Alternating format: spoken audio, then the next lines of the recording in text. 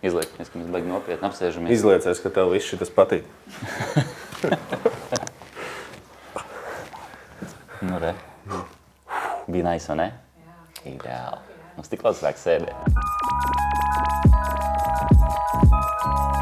Šīs epizodes ģenerāls sponsors ir Daikin un kafijas draugs Kafein. Čau!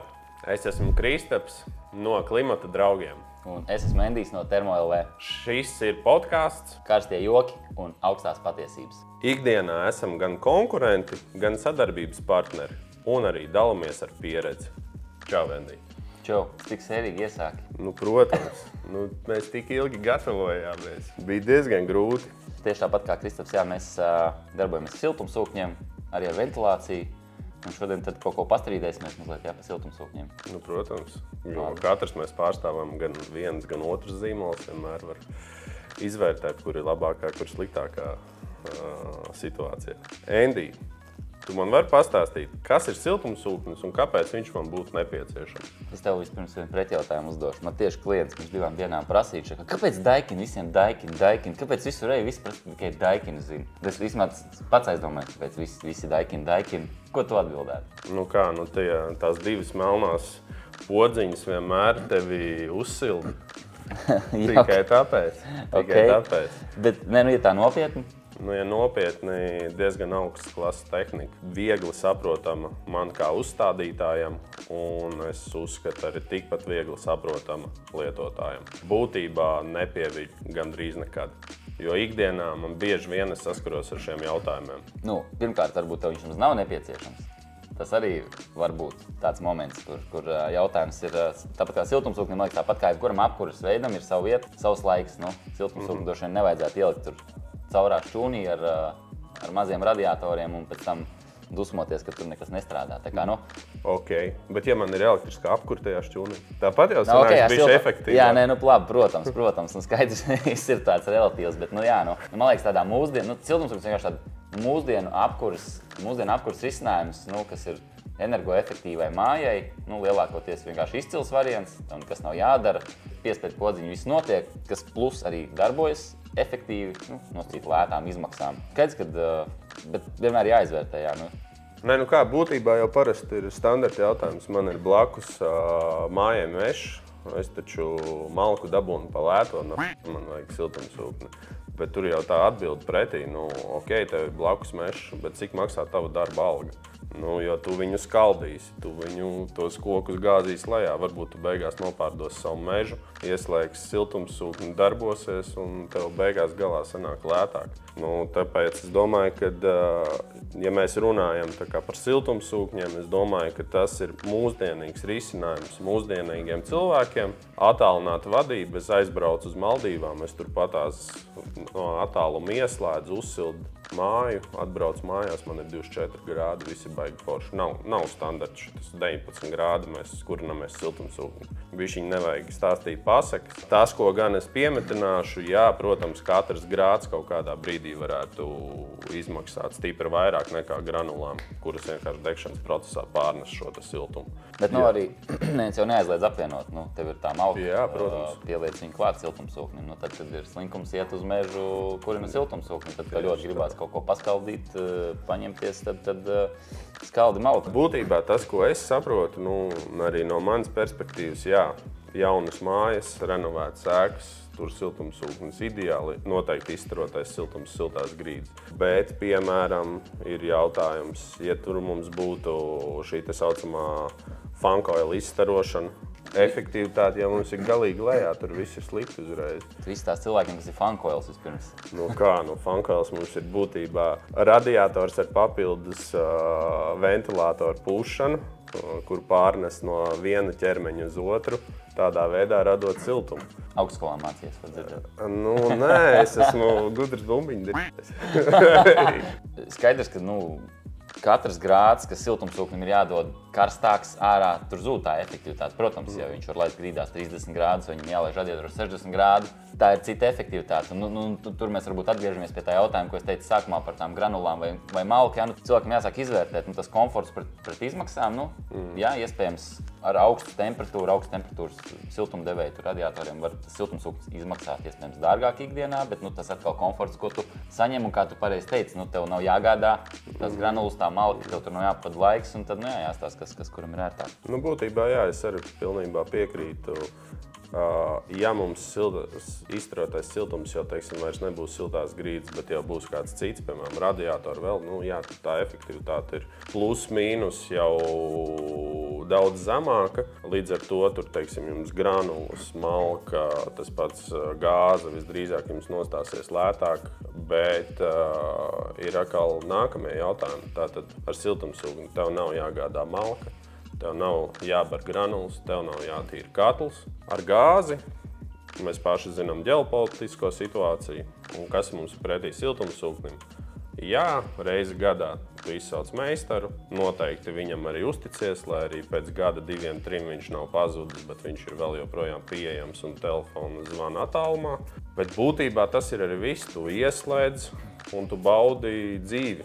Attālināti viņu vadi, jeb no kuras pasaules vietas, kaut kā tā. Vēl arī otrs, mēs šeit runājam par gaisa ūdens, kas ir vairāk grīdās vai radiatoros, bet diezgan populāri arī cilvēki. Tas tomēr tā ir lielāka investīcija mazliet, un kā mēs runājam, ka iespējams ir māja nesiltināta vai iespējams ir radiatori, var kaut kur čugunu radiatori, un tad gaisa ir ļoti laba alternatīva. Tev nav tad vairs tā problēma ar to, ka tev ir augsts izejas temperatūras radiatoriem, zūd efektivitāte, uzliec gaisa, vakarā izkurina malku, pa nakti, teiksim, māja atdziest, ieslēdzās gaisa siltumsūknis, tu no rīta piecelies, tev nav mājās 12 grādi, tev ir normāli 20, 18, cik tu vēlies, jā. Tu vari atkal aiziet no rīta iekurināt un atkal tev ir silts, ka tas tāds ir, man liekas, ļoti labs vidusceļš, kurš neprasa tā kā pārāk milzīgas investīcijas, bet kas atkal iedod tev to komfortu pretī. Tas ir perfektais variants, par ko tu runāji, ja tas ir mums, piemēram, dzīvoklis, piemēram, vasaras māja.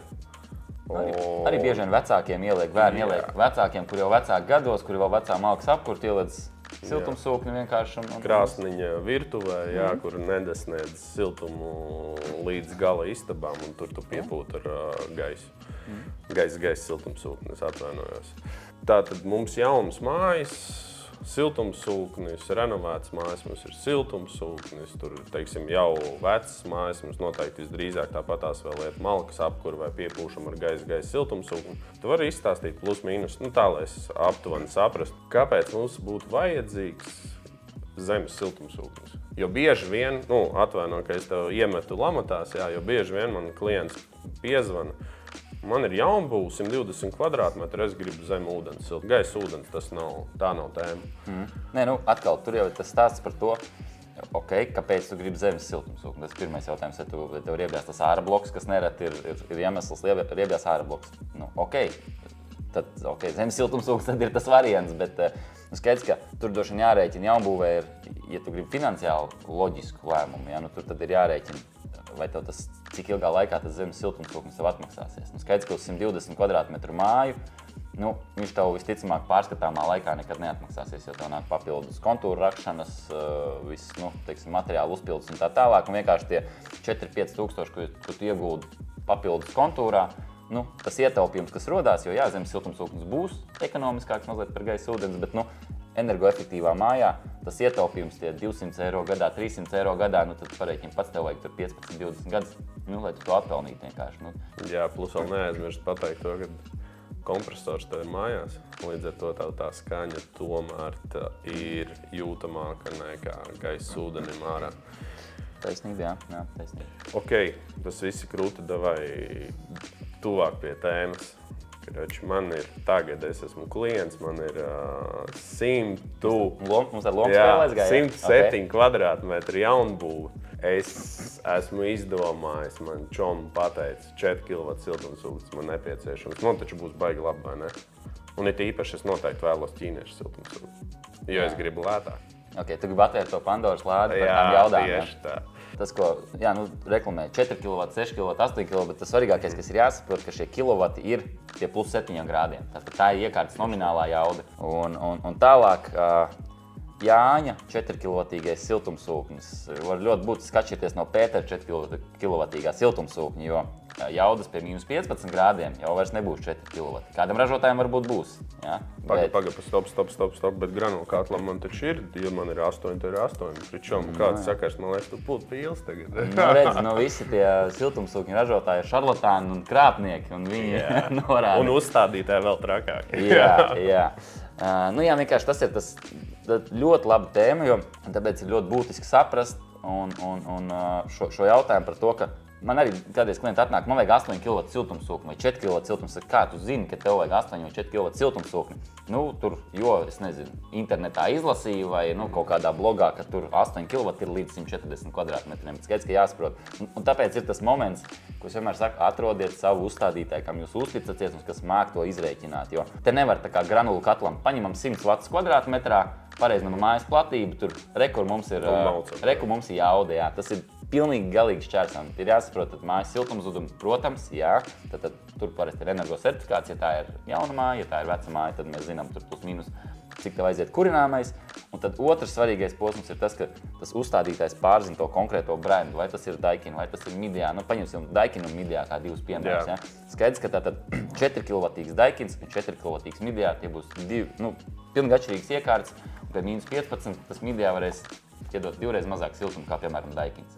Tad tev Midea jāņem ir divreiz lielāks principā. Tad būtībā, ja piemēram mēs mēģinātu izstiet 107 kvadrātmetrus ar 4 kW Daikinu, pretī iet 8 Midea. Plus mīnus droši vien, ka tā ir aptuveni tāpēc, ka līknēs viņi pie minus 15 satiksies, plus mīnus turpatās. Un tas ir patiesībā ļoti mulsinoši arī kādreiz, kad saviem klientiem aizsūt piedāvājumu, un viņš redz, ir 4-nieks, viens brands, 8 kW otrs brands, viņš tā kā, kas te notiek, jā, tas ir baigi svarīgi šo visu izskaidrot un saprast, jā, ka tas ir, es parasti mēģinu salīdzināt kaut kā ar mašīnu motoriem, tas cilvēkiem liekas saprotamāk, kad, jauda, jā, kaut kāds griezes moments un jauda, jā, tad siltumsūkņi kaut kas līdzīgs. Man ir, starp citu, ar klientiem bieži vien runājot, ir kaut kas līdzīgs, bet vēl es piesaistīšu klāt tenu, viņi ierauga, ka tur, piemēram, Daikins brāvēns 4 kW, bet kāpēc tur ir 6 kW tens? Tas nozīmē, ka man tur sildīsies uz tenu, viss būs slikti, bet, nē, draugi, par to nevajag tagad domāt. Un šis tens ir backup sildītājs, un tā ir palīdzība no malas, ja iekārta iziet no ierindas. Jums vienmēr būs siltums, protams, dārgāk, bet jums vienmēr būs siltums mājās, kas ir neatsverama lieta. Tur pretī citi, kuru stāsta, kad es visu panāku bez tena, viss ir baigi labi, tā dzīvē nestrādā. Jums ir padeves temperatūra, pie kuras tikai sāk strādāt siltumsūknis. Tas nozīmē, ka jums tomēr vajag kaut kādu sākotnējo palīdzību no malas, kas to visu sistēmu, teiksim tā, palīdz iestrādāties siltumsūknim, kas ir tātad mums tens, kurš pieslēdzās, un tad mums aiziet darbība ar kompresoru. Vēl, man liekas, labs tāds saprašanai par to tenu. Pašam, tu redzēji, man bija strīds ar vienu uzstādītāju internetā. Nē, es vispār nesaprotu, par ko te runā. Kur bija tas stāsts par to, kādas jaudas iekārtu likt. Tad viens tas uzskats pastāv, ka labāk uzliksim lielu iekārtu, kuru var pie minus 30 darboties bez tena, un būs daudz superīgāk nekā mēs uzliekam. Es gribētu teikt atbilstoši iekārtu, kurai tens pie kaut kādiem lielākiem mīnusiem piepalīdz sildīt. Un tad parasti šeit tāds ļoti labs salīdzinājums, ko es arī cilvēkam saku, tas ir līdzīgi kā mašīnā, kad tu brauc pa pilsētu, tu vari pabraukt arī, teiksim, tu uzliec ļoti lielu siltumsūkni, tu vari pabraukt pa pilsētu arī ar 5. ātrumu, bet tā mašīna vienkārši tur knapi raustās, knapi iet uz priekšu, ja nav nekādas jaudas un līdzīgi ar siltumsūkni. Tu uzliec pārāk lielu siltumsūkni, viņš darbojas praktiski uz savu minimālo jaudu. Tas kompresors nav tik efektīvs, kā tad, ja tu uzliec atbilstošu izmēru siltumsūkni, un viņš darbojas vienkārši maksimāli efektīvi. Kā tad tas montāžnieks nofočēsies pie tajā lielā siltumsūkņa? tagad es kaut ko nesapratu, ko tu mēģini tagad panākt. Nu, taču bigger, better. Nē, nu tas tā smejoties. Jā, es tev pilnībā piekrītu. Nevajag tagad visu mēģināt panākt ar kompresoru, lai arī pie mīnus 20 grādiem tikai strādā kompresors. Nu, tas tens strādā, piemēram, nezinu, no tā visa darbības režīma. Tur 1–2%, tas ir fine. Nevis jūs tur bļāviens uzbāžat nenormālāko siltumsūkni, investējat tur beigās 15 vai vairāk, jā, un tur jūs esat panākuši ko tieši neko. Īstenībā jūs esat sarežģījuši sistēmu, tāpēc, ka izrādās jums siltumsūknis taktē. Tas nozīmē, ka viņš atslēdz par ātru pie pārāk siltas ārgaisa temperatūras. Līdz ar to jums jāliek nenormāli liels akumulators aizmugurē, kas ir atkal investīcijas, nauda un tā tālāk. Nu, siltumsūknim, jo mazāk visi izpildu mehānismi, jo labāk. Bet neaizmirstam to, ka tas tens tomēr ir forši, ka viņš ir. Nu, nevajag graut visu ārā, nu, un uzticēties visiem. Es nesaku, ka visām iekārtām ir noteikti iekārtas, kuras arī var maukt bez tena, bet nu, manā kaut kā darbības režīmā tens ir bieži vien arī glābis situāciju tajā brīdī, kad ir mājā +1 grāds un tagad vajag sākt sildīt. Sākt sildīt, es atvainojos. Par šito vēl tāds labs piemērs ir par tām jaudām, tiem teniem. Vienkārši mēs sākām par to runāt, tad tieši tikko arī bija reāls gadījums, kas vienkārši parādīja to, ka nevienmēr, protams, ir nepareizi, ka iekārta lielāka, vienkārši tās situācijas var būt dažādas, man klients arī prasa. Viens ražotājs piedāvāja likt 13 kW siltumsūkni, nu, teiksim, tu piedāvā likt 8 kW siltumsūkni. Kāpēc tā? Un tad atkal te bija tas stāsts, kurš skaidroja. Pirmkārt, tam ražotājiem straujāk krīt jauda pie mīnusiem, tad viņam no šiem 13 kW pie mīnus 15 grādiem ir atlikuši vairs tikai, tur, tad neatceros no galvas, 8 vai 9 kW. Tad jau pirmais punkts. Plus, tā ir itāļu iekārta, 3 kW tens iekšā. Es jau laikam zinu, par ko mēs runājam. Jā, vienkārši tas nozīmē to, ka skaidrs, ka ražotājs vienkārši nodrošinās par to, ka tad, kad būs lielie mīnusi, lai krīt jauda, ir maziņš tens, tāpēc loģiski viņam ir klientam jāpiedāvā lielāks jaudas iekārta. Un tāpēc rodas tā situācija, ka vienam ražotājiem pietiek ar 8 kW iekārtu, citam vajag 13 kW iekārtu. Un te ir tā, un es neapskaužu tos cilvēkus, kuri nu, tā kā nav šajā tēmā, teiksim, dziļi iekšā, un ja viņi vēl uzraujās, teiksim, kaut kādu cilvēku, kurš varbūt nemāk to izskaidrot, vai pat pats līdz galam iespējams nesaprot, kā šīs jaudas tiek rēķināts, nu tad tur baigi bēdīgi var sanākt, jo, kā mēs iepriekš runājam, nu granulnieks vai malkas skats ļoti vienkārši. Ir jauda un viss. Ja tu paņem kaut kādus 100 vatus uz kvadrātmetru un malks. Tieši tā. Plus vēl tam liels jaudas siltumsūknim ir tā, ka viņam tas mazais darbības režīms, nu, teiksim, tie 15–20%, jā, tas ir sākotnējā ieslēgšanās, varbūt jau ir stipri pa daudz. Tajā brīdī, kad, teiksim, ārā ir rudens plus 15 grādi, mēs gribam pasildīties un nesaprotam, kāpēc tas sūknis slēdzās iekšā ārā. Un patēriņš īstenībā ir tieši tāds pats kā ziemā. Īstenībā jums tā iekārta ir piemeklēta pārāk liela. Un kas svarīgi, kompresoru mūžs ir 150 000 ieslēgšanās reizes, tā kā principā, paņemot lielu iekārtu, jūs vienkārši panākat to, ka tas tā kā mašīna, principā, 150 000 reizes jūs varat iedarbināt, nu, jūs droši vien izvēlēsieties labāk viņu vienreiz dienā iedarbināt un viņu visu dienu braukt, nevis visu laiku slēgt iekšā un ārā. No siltumsūkņa tieši tas pats principā. Dārgie draugi, piesakojiet mums sociālajos tīklos un ierakstiet sev vēlams jautājums par siltumsūkni, un mēs izlozēsim šīs lieliskās balvas no Daikin un Kafeīna. Un droši turpiniet mūs klausīties arī nākamajās epizodēs.